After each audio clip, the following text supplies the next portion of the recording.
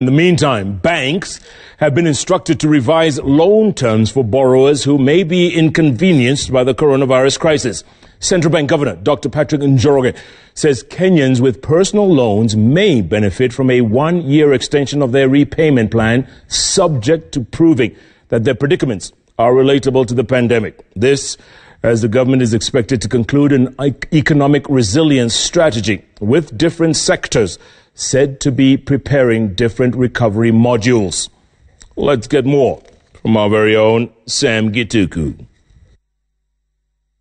With the economy likely to take a hit given the disruption caused by reduced business activity and precautionary measures that appear to either keep workers away from work or customers away from service providers, the banking sector has devised means to keep transactions flowing.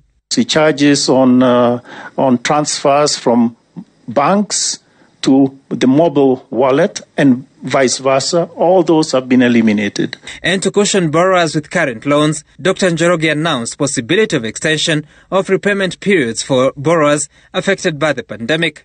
Only that they must prove how their cash flow trends will have been affected by the coronavirus crisis. If you have a loan, personal loan, and you are getting difficulties, particularly because of the pandemic, directly or indirectly, you can go to your bank and they can discuss with you extending it. All the banks here will address the issue about the loans, whether they are personal loans, SME loans, large customer loans today, to reschedule. The governor has spoken about the period of 1 year, or to be able to look at moratoriums in the period for which they may not have funds. It is not clear if the extended period will accrue further interest that will be charged on the borrower. And to keep the virus at bay, cash money received at banks will be quarantined for a week before recirculation. We are going to... Several Western countries have already announced elaborate economic packages to cushion businesses. The US government, for instance, has announced an 85 trillion package to cushion businesses with government payouts to citizens expected during the period of disruption. The UK government announced a 43 trillion economic package with a possibility of increment. The government of Kenya is yet to announce its package, with sources of the National Treasury reporting that an announcement could come before the end of the week.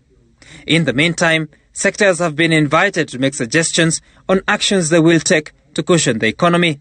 There will be those who unfortunately may be forced to take half pay or may be forced to be laid off for a period because hotels are empty and so on and so forth. So again, your understanding in helping those Kenyans overcome any hardships that they may have as a result of that, again, is something truly, truly appreciated. Kenya Airways Chairman and Safaricom CEO Michael Joseph regretting the national carrier's woes just got worse as the board seeks a strategy to stay afloat at a time several routes have been cancelled or frequency of flights downscaled. It'll be much more difficult for Kenya Airways because obviously as all the foreigners now go home and all the Kenyans come home after that wave, what will happen? We're looking at what can we do, how can we survive, what costs can we cut, how can we keep going, because we need to survive. Because, you can't, as an airline, if you stop flying or you decide not to fly because, it's very difficult to come back again.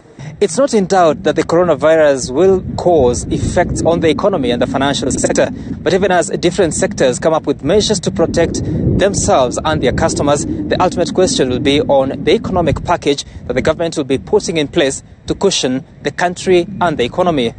Sam Gituku, 3 TV at State House,